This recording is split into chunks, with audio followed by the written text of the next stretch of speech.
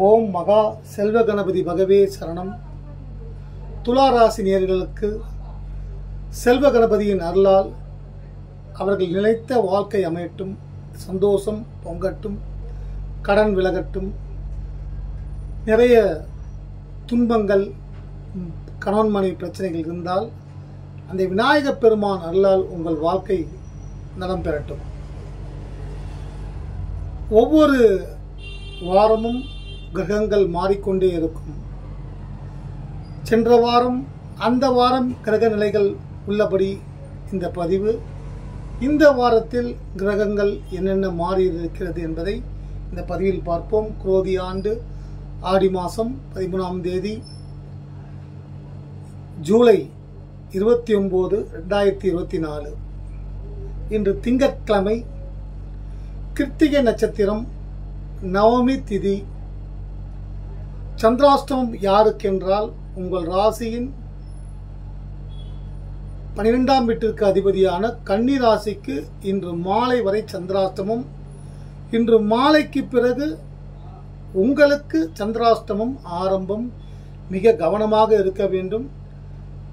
மேச ராசியில் இருக்கும் சந்திர பகவான் மெல்ல மெல்ல நகர்ந்து, அதாவது தொழில் ஸ்தானாதிபதி, ஜீவனஸ்தானாதிபதி சந்திர பகவான் உங்கள் ராசிக்கு 8ஆம் இடத்தில் வருகிறார். அஷ்டமத்தில் மறைகிறது. ஏற்கனவே அஷ்டமத்து குரு, அஷ்டமத்து செவ்வாய், தனகாரகன் மறைந்து உள்ளார். தனகாரகன், கலத்திரகாரகன் மறைந்து உள்ளார் செவ்வாய். ஒவ்வொரு கிரகங்கள், இந்த 3 கிரகங்கள் மறைவு துளாராசி சற்று எச்சரிக்கையாக இருக்க வேண்டும். உங்கள் சுய ஜாதகத்தில் இந்த கிரகங்கள் மறைவு ஸ்தானங்களில் இருந்தால், லக்னத்தின் அடிப்படையில் இருந்து மறைவு ஸ்தானங்களில் இருந்தால், இந்த நேரம் அவர்களுக்கு கஷ்டங்கள் இருக்காது, நன்மையே செய்யும். இது பொதுப்படையான பதிவு. தசா புத்தி அதன் அடிப்படையில் தான் ஒவ்வொருவருக்கும் வாழ்க்கையில் சுப மாற்றங்கள் ஏற்படும். இப்ப இருக்கக்கூடிய கிரக நிலைகள் பூர்வ புண்ணிய ஸ்தானத்தில் 5ஆம் இடத்தில் பதவி ஸ்தானத்தில் சனி பகவான், பஞ்சம சனி. 6இல் ராகு. ராகு என்பவர் 6ஆம் இடத்தில் இருப்பது யோகம். பல மாற்றங்கள் வரும். 8இல் சந்திரன், குரு, செவ்வாய். 10ஆம் இடத்தில் சூரியன், புதன், சுக்கிரன். 12ஆம் இடத்தில் கேது. இது செவ்வாய் தசை, ராகு தசை, குரு தசையில் பிறந்திருக்கும். அதாவது சித்திரை நட்சத்திரம், சுவாதி நட்சத்திரம், விசாகம் நட்சத்திரம், இந்த நட்சத்திரத்தில் பிறந்தவர்கள் அந்தந்த உங்களுக்கு அடுத்து நடக்கக்கூடிய தசை மூலமாகத்தான் உங்கள் வாழ்க்கையில் நல்ல மாற்றங்கள் உண்டாகும். குரு தசை பொதுவாகவே துளாராசிக்கு ஆகாது. துளாராசி நேயர்கள் எப்படிப்பட்டவர்கள்? தன்னையும் சந்தோஷமாக வைத்துக் கொள்ள விரும்புவார்கள், பிறரையும் சந்தோஷமாக வைத்துக் கொள்ள முயற்சி செய்வார்கள். அவர்கள் இருக்கும் இடத்தில் நகைச்சுவை இருக்கும். அதாவது பொதுவாக துளாராசிக்கும் ரிஷபராசிக்கும் என்ன ஒரு சிறப்பு என்றால், மற்ற கிரகங்களுக்கு, மற்ற ராசிகளுக்கு சுக்கிரன், அவனுக்கு சுக்கிரதசை வந்துச்சுப்பா, ஓஹோன்னு இருக்காப்பான்னு சொல்லுவாங்க. ஆனா நீங்கள் லக்ஷ்மியின் அம்சம் கொண்ட ராசி நேயர்கள். இருந்தாலும் அஷ்டமத்து சனி, 7.5 சனி, அஷ்டம குரு, இது போன்ற தருணங்களில் கிரகங்கள் பிடியில் மாட்டிக்கொண்டு அதற்குண்டான கஷ்டங்களை அனுபவிக்க வேண்டிய காலம் உண்டாகும். மாணவர்களுக்கு இந்த நேரம் தடையில்லாமல் சிறப்பாக இருக்கும். 2.25 நாள் மிக அமைதியாக இருங்கள். இந்த குரு, சந்திரன், புதன் 8இல் இருந்தால் என்னென்ன செய்யும்? செவ்வாய் என்பவர் இரத்த சம்பந்தம் கொண்ட ஒரு கிரகம். அதுவே பார்த்தீங்கன்னா உடம்பில் ஓடும் ரத்தத்திற்கும் அதிபதி செவ்வாய் பகவான். செவ்வாய் இது மறைந்து உள்ளது. கலத்திரக்காரகன் மறைந்து உள்ளது. சந்திராஷ்டமம் வேற இதுல. அதாவது ஒரு கல்ல 3 மாங்காய் மாதிரி ஒரே நேரத்தில் 3 கிரகங்கள் மறைவது சில எச்சரிக்கையாக இருக்க வேண்டும். வாகனங்களில் செல்பவர்கள் கவனமாக இருக்க வேண்டும். மாணவர்கள் தங்கள் கடமை அது என்னவோ அதை செய்தால் உங்களுக்கு எந்த தடையும் இருக்காது. மாணவர்களுக்கு அடுத்து வரக்கூடிய கிரக நகர்வுகள் எல்லாமே உங்களுக்கு யோகத்தை கொடுக்கும். துலா ராசினியர்களுக்கு இந்த செவ்வாய் என்னென்ன செய்யும்? ராசியில் நல்ல ஸ்தானங்களில் அமர்ந்திருந்தால் செவ்வாய் மூலமாக மனைவி யோகம், அதாவது திருமணமாகாதவர்களுக்கு திருமண பாக்கியம், மனைவி மூலமாக சந்தோஷம், கணவன் மூலமாக சந்தோஷம், உறவுகள் சுற்றி இருக்கக்கூடிய அண்ணன் தம்பி அக்கா தங்கச்சி அப்பா அம்மா மற்ற மாமன் மச்சான் எல்லாமே ரத்த சம்பந்தத்துக்குள்ளே வரும். பங்காளியாக இருந்தால் கூட அது ரத்த சம்பந்தம் தான் வரும். இவங்க மூலமாக உங்களுக்கு நன்மைகள் உண்டாகும். உங்கள் சுய ஜாதகத்தில் அவர்கள் இருக்கும் ஸ்தானம் பொறுத்தது. ஆனால் மறைந்திருக்கிறது 3 கிரகங்கள். அதே இந்த கிரகங்கள் உங்களுக்கு சாதகமாக இல்லை. தசையும் குரு தசை அல்லது சனி தசை நடக்கிறது. துலா ராசியில் தான் சனி பகவான் உச்சம் பெற்றிருக்கிறார். அந்த சனி துலா ராசியில் உச்சம் பெற்றிருந்தால் அவர்களுக்கு தீர்க்க ஆயுள், 3 தலைமுறைக்கு சொத்துக்கள் சேரக்கூடிய வசதி வாய்ப்புகள் உண்டாகும், நன்மைகள் உண்டாகும், நல்ல ஆரோக்கியமாக இருப்பார்கள்.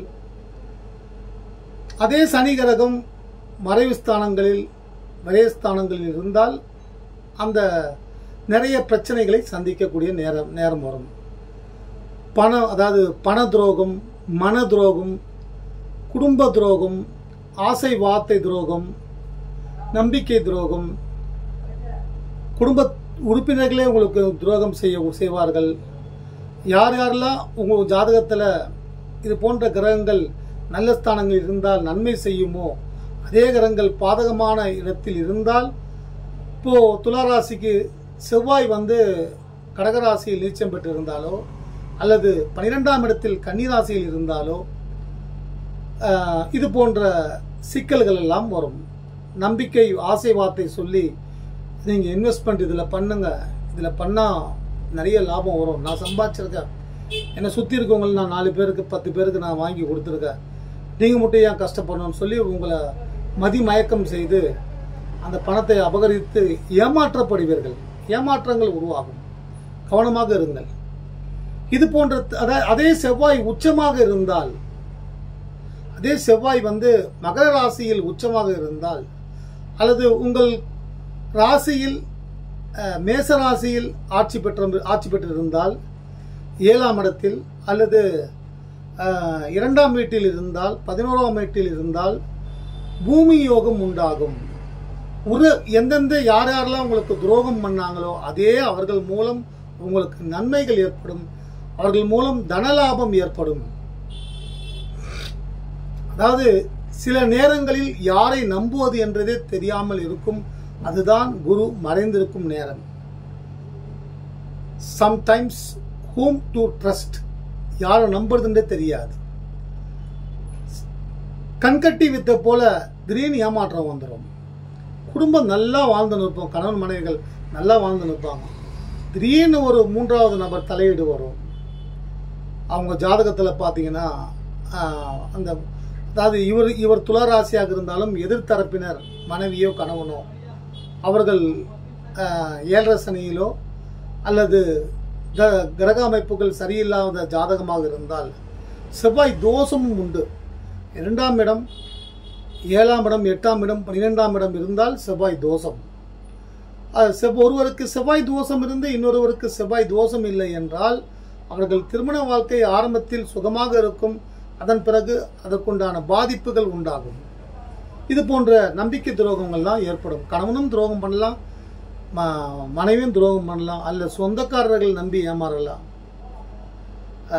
நல்ல நண்பர்கள் சின்ன வயசுலேருந்து பழக்கம், இப்படி ஒரு ஏமாத்துவான்னு தெரியாது அப்படின்னு. இல்லாட்டி வீண் தேவையில்லாமல் உடல் ஆரோக்கிய சீர்கேடுகள், வயிறு சம்பந்தமான பிரச்சனைகள், அது போன்ற பிரச்சனைகள், அல்லது அறுவை சிகிச்சை, உடல் ஆரோக்கிய பிரச்சனைகள், ஒரு சிலருக்கு கடன் தொல்லைகள், கடன் தான் மிகப்பெரிய ஜோதிடம் என்றாலே பார்த்தீங்கன்னா மிகப்பெரிய 3-4 விஷயங்கள் நம்ம எடுத்துக்கலாம். ஜோதிடம் பார்க்குறாங்கன்னா, ஒன்று ஆரோக்கியம் இல்லாதவங்க ஜோதிடம் பார்ப்பாங்க, இல்லை பண கஷ்டம் இல்லாதவங்க ஜோதிடம் பார்ப்பாங்க, இல்லை இன்னொருத்தர் பார்த்தீங்கன்னா அந்த கணவன் மனைவி உறவில் பிரச்சனைகள் இருந்தால் ஜோதிடம் பார்ப்பாங்க, இன்னொன்று கணவன் மனைவி உறவில் பிரச்சனைகள் இருந்தால் ஜோதிடம் பார்ப்பாங்க, அடுத்தது ஹெல்த் இஷ்யூ இருந்தால் ஜோதிடம் பார்ப்பாங்க.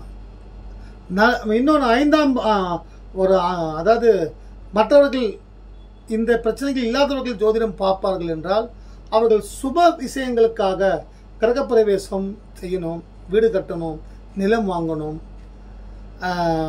வாங்கணும், அடுத்து பார்த்தீங்கன்னா ஒரு வீட்டில் ஒரு கல்யாணம் விஷயம், இது போன்ற விஷயங்களுக்கு ஜோதிடம் பார்ப்பாங்க. இப்போ அஷ்டமத்து 3 கிரகங்கள், அது 2.25 நாள் சந்திராஷ்டமம் ஆரம்பிக்குது. அப்படியே கம்முன்னு அமைதியாக இருந்தோம்னா ஆஞ்சநேயர் பகவானுக்கு தீபம் ஏற்றி எனக்கு எந்த விபத்தும் வீட்டிலும் வார்த்தை விபத்தும் ஏற்படக்கூடாது, வாகன விபத்தும் ஏற்படக்கூடாது என்று வேண்டிக் கொள்வது நல்லது.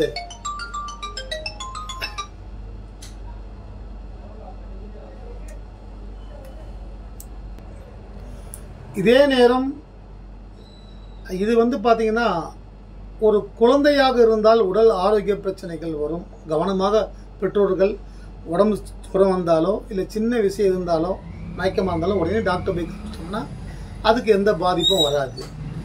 இதே படிப்பு சம்பந்தம், அதாவது மாணவர்களுக்கு பார்த்தீங்கன்னா இந்த 8ஆம் இடத்துல குரு மறைஞ்சிக்கிறதுனால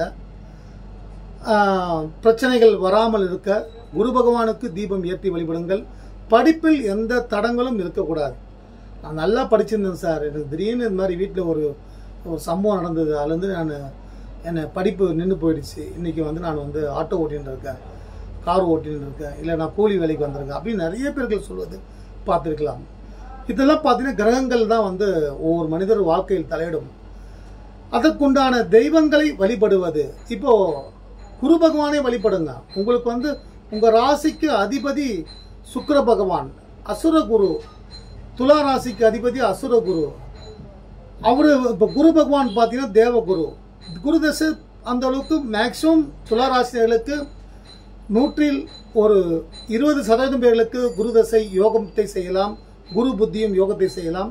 அவர்கள் சுய ஜாதகத்தின் அடிப்படையில் தான் இது பொது பலன்கள் மட்டுமே. 80% பாதிப்பை தான் தரும். அப்போ நம்ம கவனமாக இருக்கணும். சனி மகா தசை சுகஸ்தானாதிபதி பூர்வ புண்ணியஸ்தானாதிபதி யோகத்தை கொடுக்கும். அடுத்து சனிக்கு அப்புறமா புதன் தசையில நரம்பு சம்பந்தமான பிரச்சனைகள் வராமல் இருக்க நவகிரக புதன் பகவானை வழிபடுங்கள், யோகம் உண்டாகும். கேது தசை நடந்ததுன்னா ஹெல்த் மேல ரொம்ப கவனமா இருக்கணும். ஒரு சிலர்கள் பார்த்தீங்கன்னா குடும்பத்தில் பிரிவு சன்னியாசா போயிடுவாங்க, அல்லது ஆன்மீக எண்ணங்கள் அதிகமாக உண்டாகும். கேது ஞான மோட்சகாரகன், ஞானகாரகன் சொல்லலாம். கேதுக்கு அதிபதி பிள்ளையார். பிள்ளையாரை வழிபடுவதன் மூலமாக அந்த கேது தசை கேது புத்தி யோகத்தை கொடுக்கும். சுக்கிர புத்தி உங்களுக்கு நன்மையே செய்யும், சுக்கிர தசையும் உங்களுக்கு நன்மை தான் செய்யும். சூரிய புத்தியாக இருந்தால் தந்தை மூலமாக, சூரிய தசையாக நடந்தால் உங்களுக்கு தந்தை மூலமாக லாபங்கள் வரக்கூடிய வாய்ப்பு அதிகமாக உண்டாகும். துளாராசினியர்கள் இந்த நேரம் திருமணம் செய்யலாமா என்றால் உங்களுக்கு திருமணம் செய்ய ஒரு உகந்த நேரம் வருகிற 5ஆம் மாதம் 2025. அதன் மேலே உங்களுக்கு ஒரு சிறப்பான அதாவது சிகப்பு கம்பளம் விரித்து உங்களை வரவேற்கக்கூடிய சூழல்ல கிரக அமைப்புகள் உங்களுக்கு இருக்கு. உங்கள் தொடர் முயற்சிகள் நம்புங்கள். ஜோதிடம் என்பது ஒரு வழிகாட்டி மட்டுமே தான். அடுத்தவர்களுக்கு தன்னம்பிக்கை கொடுப்பது தான் ஜோதிடம். இதை ஜோதிடம் பதிவு பார்ப்பதால் வாழ்க்கையில் மாற்றம் எதுவும் ஏற்படாது. ஆனால் அந்த ஆலோசனைகளை கேட்டுக்கொண்டு அந்த கடவுள்களை வழிபட்டு கிரகங்களை வழிபட்டு தன் முயற்சிகள் மீது தன் மீது அதிக நம்பிக்கை கொண்டு வாழ்க்கையில் முன்னேற வேண்டும். இல்லை இருக்கக்கூடிய பிரச்சனைகள் விலக வேண்டும், கடன் விலக வேண்டும். கடன் என்பது நரக வேதனை. நரகம் என்பது மேலோகத்தில் இருக்கான்னா அது எனக்கு தெரியாது. இல்லை, செத்துப்பட்ட பிறகு யார் பார்த்துட்டு சொன்னாங்க நரகம் இருக்குதுன்று. சொர்க்கம் என்றதும் அது கிடையாது. சொர்க்கம் என்பது இறைவனோட பாதம். நம்முடைய ஆத்மா பரமாத்மாவோட போய் சேர்றது தான் சொர்க்கம். நரகம் என்பது பூமியிலே வாழக்கூடிய அதிகமான நோய் தாங்க முடியல, குடும்ப பிரச்சனைகள் தாங்க முடியல, கடன் நைட்டு தூங்க முடியாது, காலை எந்திரிச்சாலும் ஃபோன் தொல்லைங்க, கடன் தொல்லைங்க. இந்த கடன் வராமல் இருக்க லட்சுமி நரசிம்மரை வழிபடுங்கள். லட்சுமினா செல்வத்தின் அதிபதி அந்த அன்னை. அந்த அன்னை எதிரிகள் விலகுவார்கள், எதிர்ப்புகள் விலகுவார்கள். நரசிம்மரை வழிபட்டார், யோக லட்சுமி நரசிம்மரை வழிபட்டால் செல்வங்கள் வரும், தன வரவுகள் உண்டாகும், வாழ்க்கையில் சுக மாற்றங்கள் ஏற்படும்.